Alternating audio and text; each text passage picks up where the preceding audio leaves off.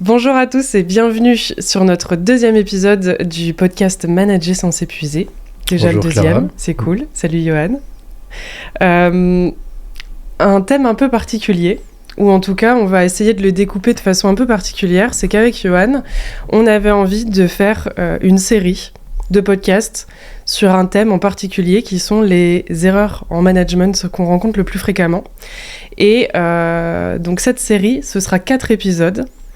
Et on abordera à chaque épisode, une erreur. Donc pour ce premier épisode de cette série-là, on va parler du manager issu du terrain et des erreurs managériales qu'on peut commettre justement en tant qu'entreprise déjà, en nommant un manager qui est expert dans son métier, très bon dans son domaine manager, et en tant que manager aussi, quelles erreurs on a tendance à commettre quand on n'a pas de formation managériale mais qu'on est issu du terrain. Ça te parle, toi, ça, Johan ? Alors, ça me parle beaucoup parce que ça ressemble un peu à mon parcours professionnel. Bien que moi, j'aime bien manager quand même, mais c'est pas le cas de tout le monde. Donc oui, c'est un thème qui me parle beaucoup. En fait, la question, c'est de savoir si être excellent dans son métier, est-ce que ça suffit pour être un bon manager ou pas ? Alors, j'espère qu'on aura assez de temps pour répondre à cette question. Toujours est-il que il faut d'abord se poser la question de qui a envie d'être manager ? Est-ce que vraiment c'est quelque chose qu'on a envie de faire ? Est-ce qu'on a les compétences pour le faire ? Et ces questions-là, on ne se les pose pas forcément dès le début. C'est vrai qu'on a tendance à l'oublier aussi, cette notion un peu de consentement, finalement, de savoir si la personne à qui on va proposer le poste de manager a vraiment envie de le devenir.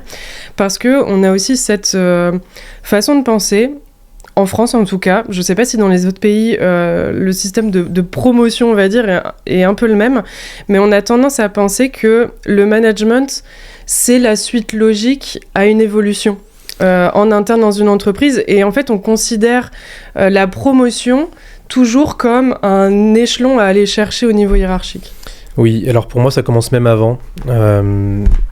J'ai eu la chance de faire une école de commerce et tous les gens qui passent par là, on nous met dans la tête et on s'imagine et puis on rêve nous-mêmes de diriger des gens parce qu'on a tous en tête aussi la position hiérarchique, le fait d'être le chef, le fait d'être le patron, le fait de pouvoir décider pour les uns et les autres. On en fait finalement un objectif et en fait dès qu'on commence nos études on a tous l'impression que être directeur, manager, on peut l'appeler comme on veut, ou en tout cas diriger une équipe ou des gens, c'est déjà un aboutissement en soi, alors que avec du recul, on se rend compte qu'évidemment tout le monde n'est pas fait pour ça, et qu'il y a plein d'autres façons d'évoluer.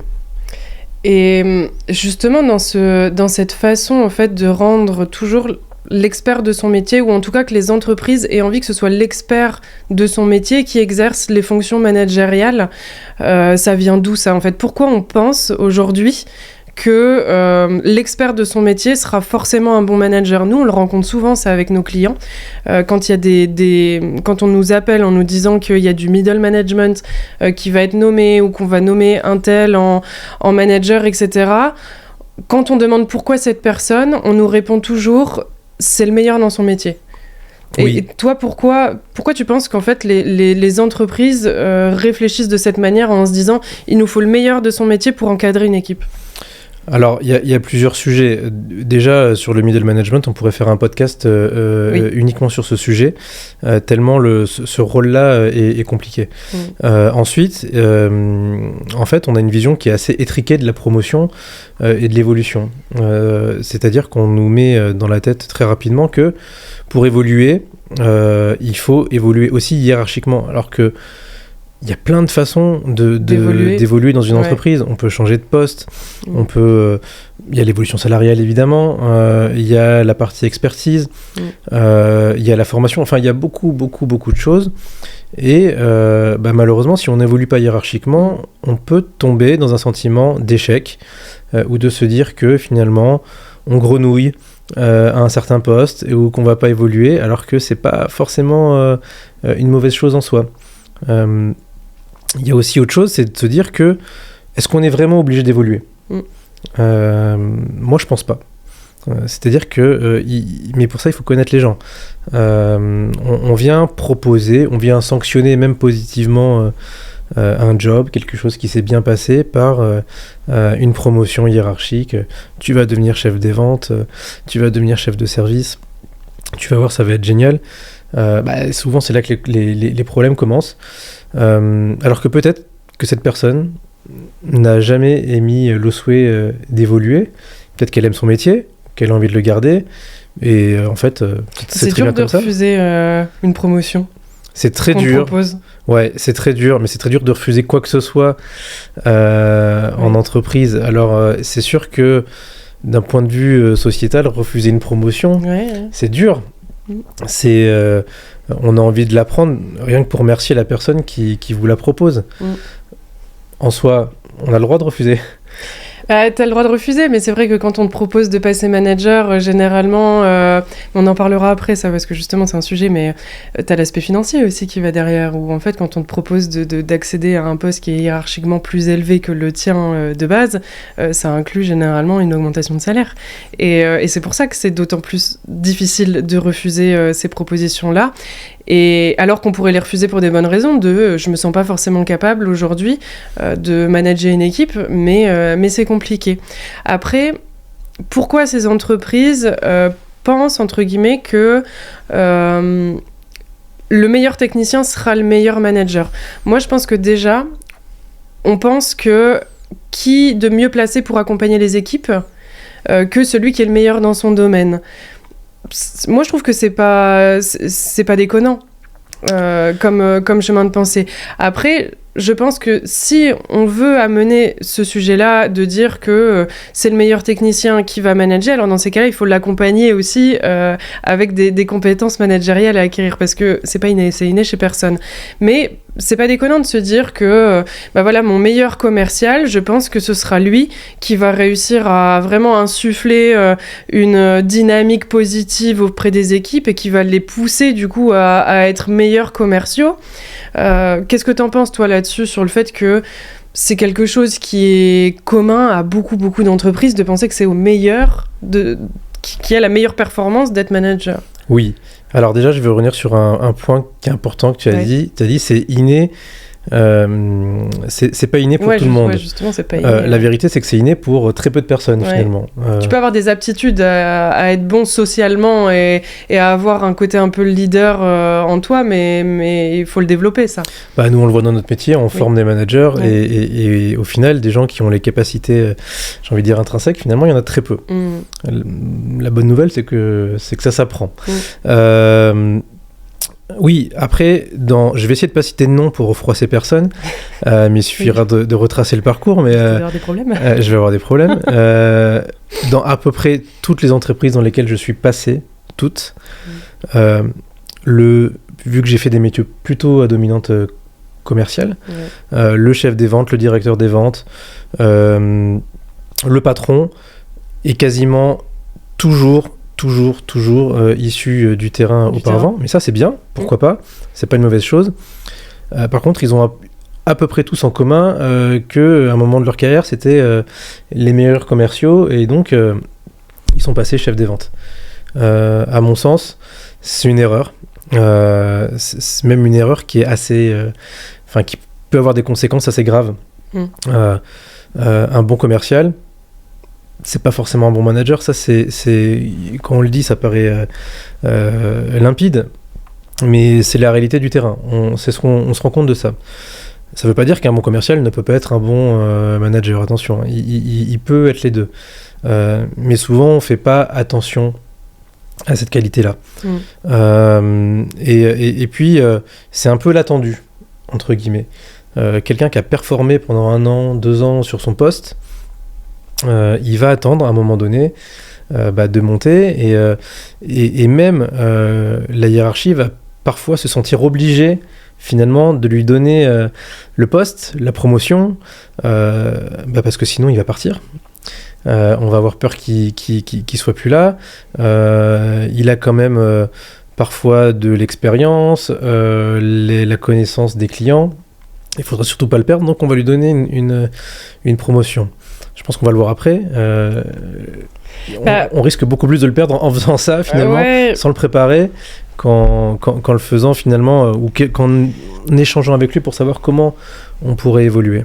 Mais c'est surtout, là, en plus, c'est intéressant ce que tu dis, notamment sur les postes de commerciaux. Je pense que ça peut s'appliquer aussi dans d'autres secteurs d'activité. On a travaillé notamment avec des ESN, sur tout ce qui est vraiment compétences techniques, métiers informatiques, etc. Là, c'est pareil, on va tendance à aller chercher l'expert, en fait, du métier pour passer manager, mais avec des expériences commerciales comme nous, on en a pu avoir.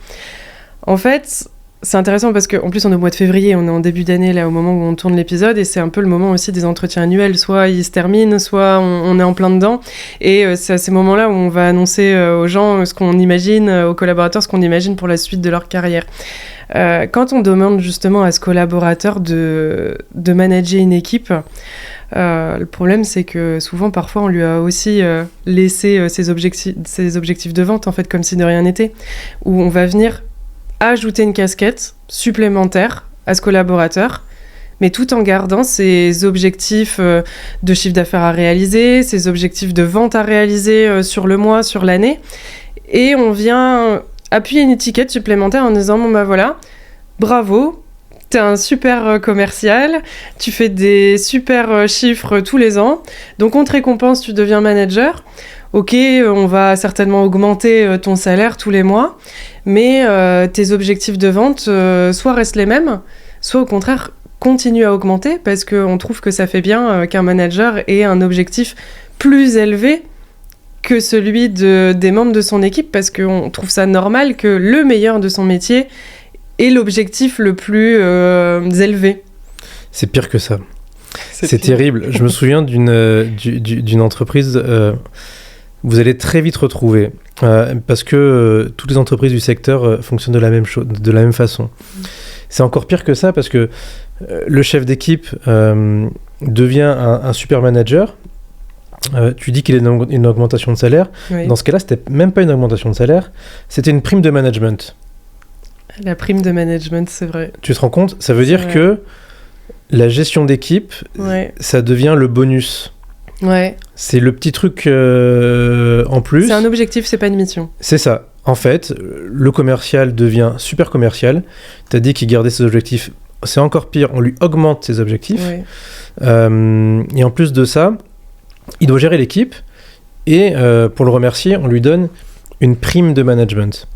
Une prime, il faut savoir en donner la définition. C'est censé être quelque chose d'exceptionnel ou qui ne se renouvelle pas de manière automatique. Oui.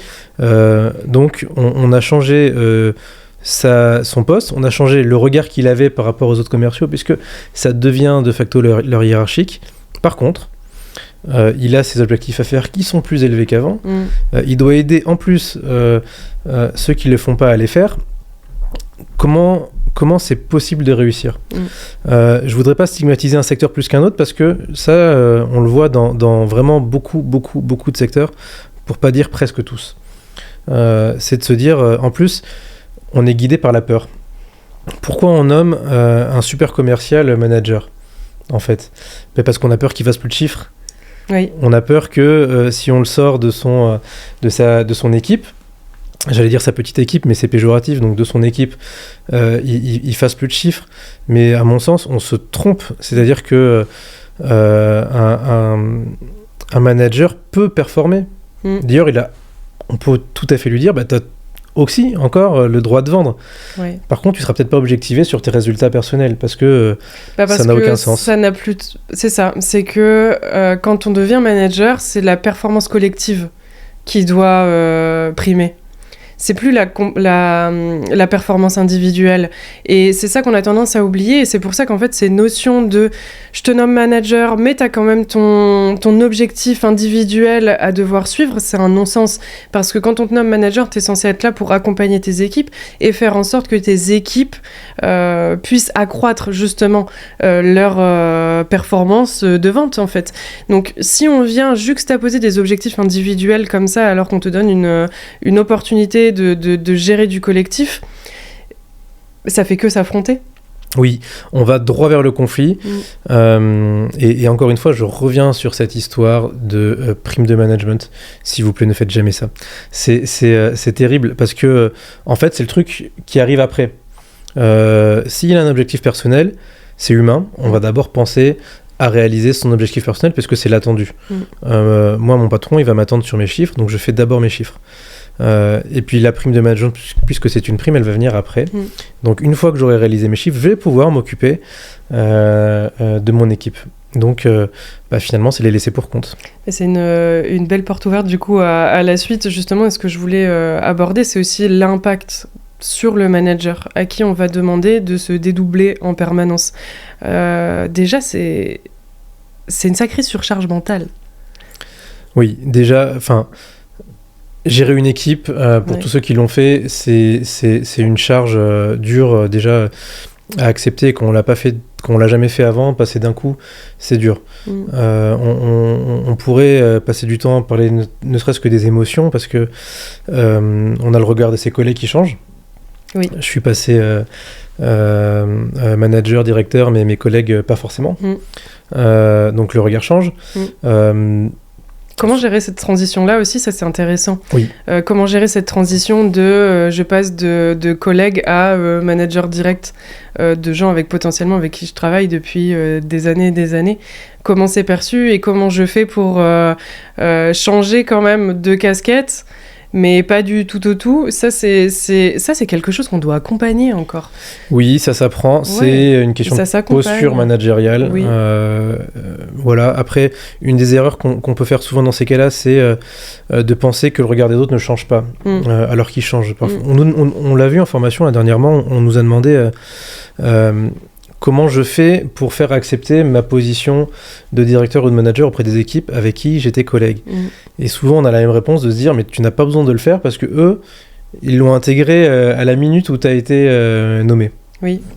Donc, c'est juste d'incarner une posture, mais on n'a vraiment pas besoin de faire passer ce message-là.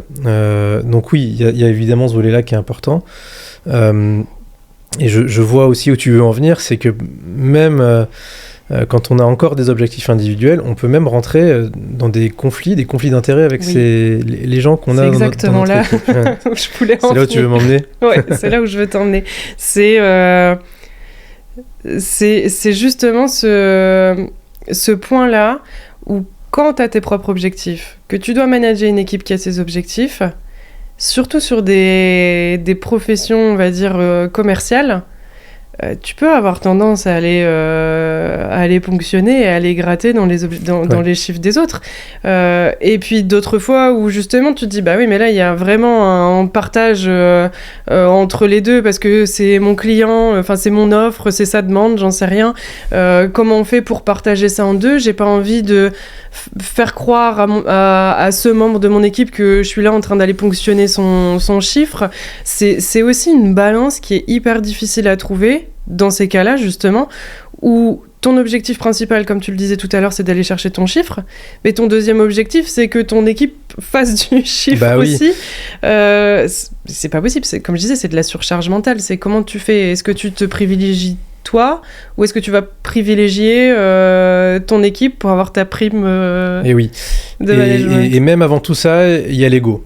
Ouais. Si moi je suis directeur, que j'ai un objectif individuel et que les gens que j'ai dans mon équipe font plus de chiffres, comment je vais me sentir ?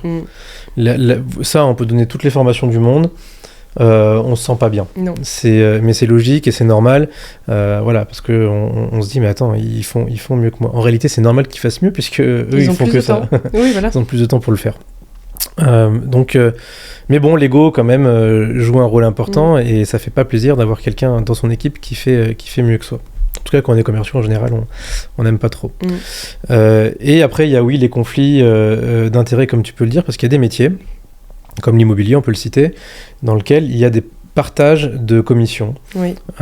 Si l'un ramène l'offre, l'autre la demande, si c'est un client historique à l'agence, historique à telle ou telle personne, il y a des partages.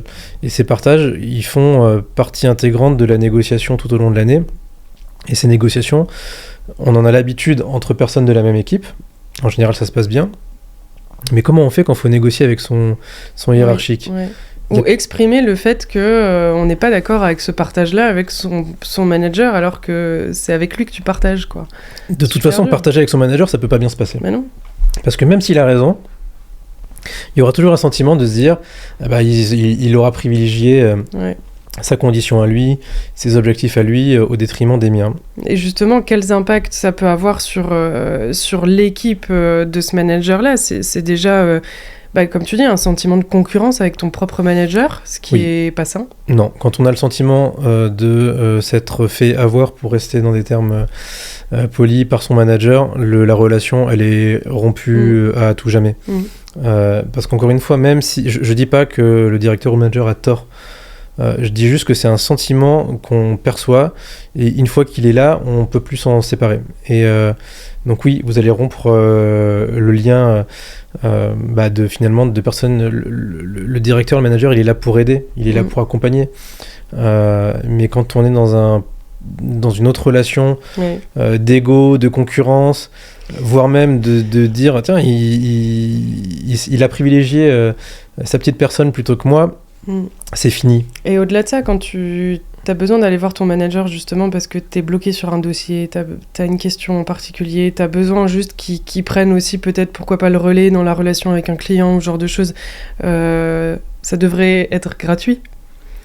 Tu devrais pas avoir la peur de dire mais si je lui demande un coup de main, si je lui demande de reprendre un peu la main sur la relation client à ce niveau-là, il va me dire ça fait 5% quoi, la commission totale. Enfin, pour l'avoir vécu aussi, ces situations-là là, je m'en sors pas toute seule, j'ai besoin d'avoir certainement un petit coup de main ou juste une information ou de l'aide, mais enfin qu'est-ce qu'on va me demander en échange, quoi. Ça peut pas être des bases de relations solides, et ce que tu développes, c'est de la méfiance. Et en plus de ça, tu touches un autre point, c'est que parfois il y a...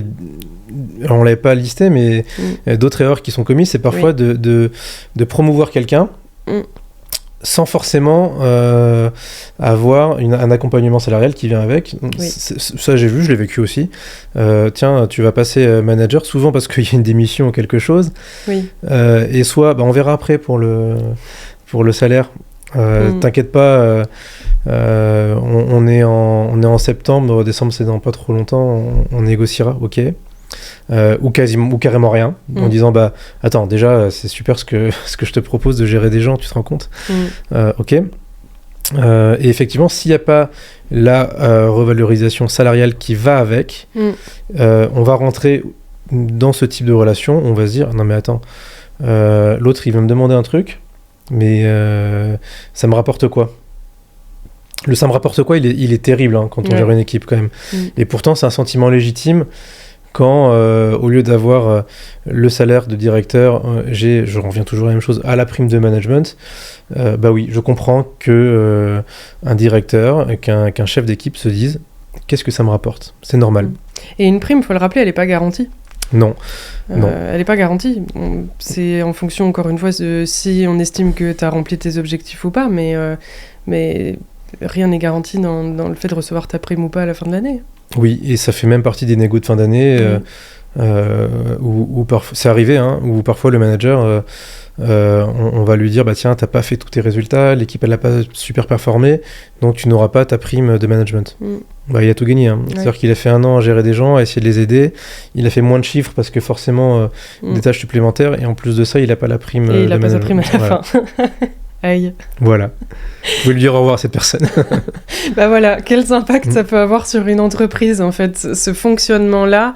Encore une fois, de demander à ce collaborateur de passer manager, mais tout en lui faisant garder ses objectifs de vente. On a parlé de l'impact sur lui-même avec ses sentiments de culpabilité, cette surcharge mentale, l'impression de jamais être à 100% partout à la fois ou de jamais être opérationnel partout à la fois. On en a parlé aussi sur les sentiments des collaborateurs, où ça va créer de la méfiance, etc. Mais ça a de l'impact aussi sur l'entreprise à grande échelle, là. Et là, c'est pas des petits impacts. C'est énorme parce que tu vas vraiment avoir une coopération qui va être complètement freinée.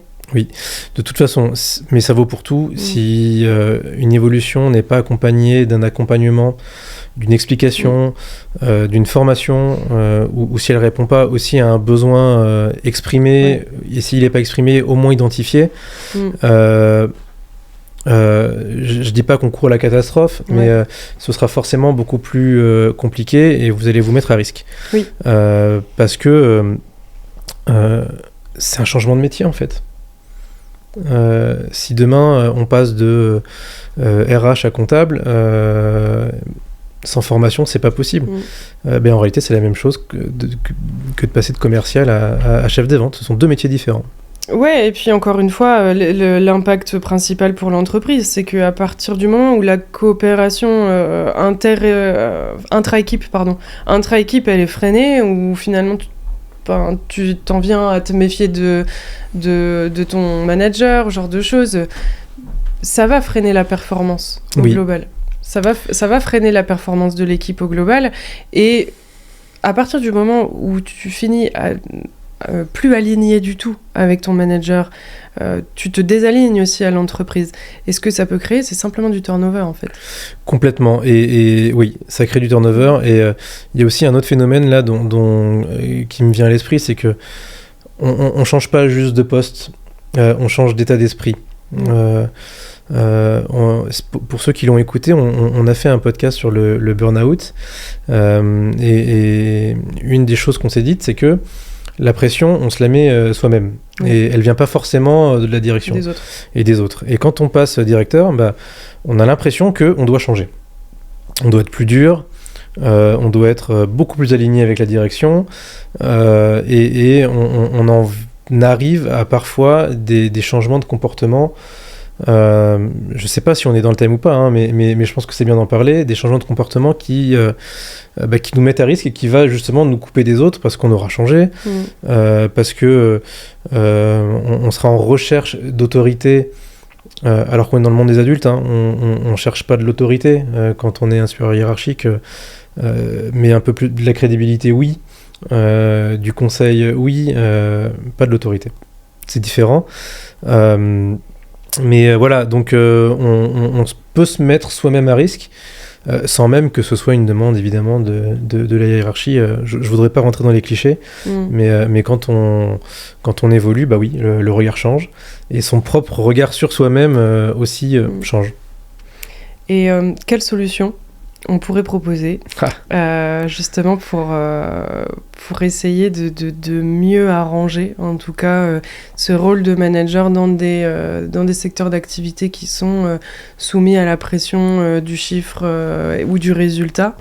Quand on en a parlé ensemble, quand on a préparé l'épisode, et puis de toute façon c'est quelque chose qu'on a déjà conseillé aussi à nos clients et qui fonctionne, c'est d'abord de revoir ce système d'objectifs. Oui.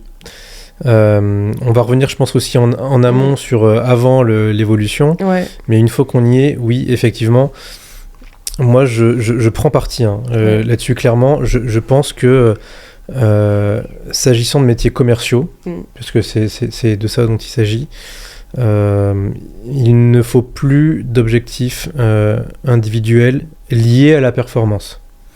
On peut avoir des objectifs individuels, mais qui doivent être uniquement lié au métier à son nouveau métier de manager, en fait.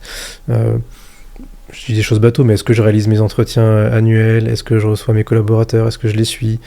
Est-ce que je fais des rendez-vous avec eux? Oui, ça, c'est important à suivre.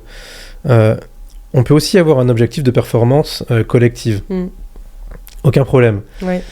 Et dans cet objectif collectif, oui, il peut y avoir une part d'individuel. C'est-à-dire fixer des objectifs managériaux en fonction des résultats de son équipe. Exactement, oui. C'est-à-dire, si mon équipe atteint un certain niveau de chiffre d'affaires, j'ai rempli mon objectif en tant que manager. Ouais. Et quand on le dit, ça paraît tellement normal, oui. Et pourtant, c'est pas le cas. Non. C'est pas le cas. On a encore beaucoup d'objectifs individuels pour des managers, alors que non, ça devrait pas. Il suffit de réfléchir en fait un tout petit peu et de se dire quel objectif je vais assigner. Qu'est-ce que j'attends finalement de quelqu'un qui gère une équipe? C'est que l'équipe elle performe. et pas autre chose. Oui. Et pour qu'elle performe, forcément, si on parle de commerce, il faut faire du chiffre. Mais il faut que ce soit l'équipe. Il ne faut plus que ce soit des objectifs individuels de manager.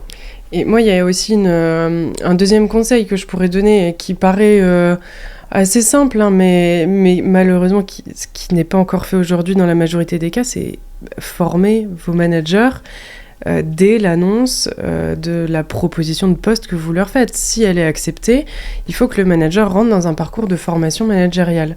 Comme on le disait en début de l'épisode, c'est pas inné pour un manager de savoir gérer une équipe, de réussir à gérer aussi l'humain et toute la complexité qu'a l'humain et toutes les émotions qu'il peut avoir, etc. Il faut réussir à être à l'aise dans son rôle de manager, et pour ça, il faut apprendre un peu mieux à se connaître. Et les parcours de formation manager sur la posture managériale, sur le courage managérial aussi, on en parlera. C'est d'ailleurs notre deuxième épisode de cette mini-série qu'on est en train de faire. Du coup, le manquer de courage managérial, c'est aussi une erreur qui est très très fréquente. Oui. Mais voilà, il faut accompagner dès le départ, dès la prise de poste, et il faut consolider tous les ans. Il n'y a même rien qui empêche de se former avant même d'avoir fait une proposition d'évolution. Ouais. Là, je pense à une entreprise comme Cofidis. J'ai discuté avec des gens de chez eux il n'y a pas longtemps. Je sais qu'il y a des formations, je ne sais plus comment ils les appellent, je crois que c'est certifiante ou quelque chose comme ça, en gros, dans laquelle ils vont se dire, tiens, tu as validé cette compétence-là. Ça, c'est hyper intéressant de se dire, tiens... comme un badge. Un peu comme un badge, exactement. Ouais. Je sais même pas si moi j'ai envie d'être manager, mais je vais faire la formation et au moins je le saurai. Oui. Et à la fin de la formation, on acquiert les compétences. Et au-delà de ça, ou pas d'ailleurs, on peut même se dire, ah non, j'ai fait le parcours là, les 4 jours, c'est pas pour moi.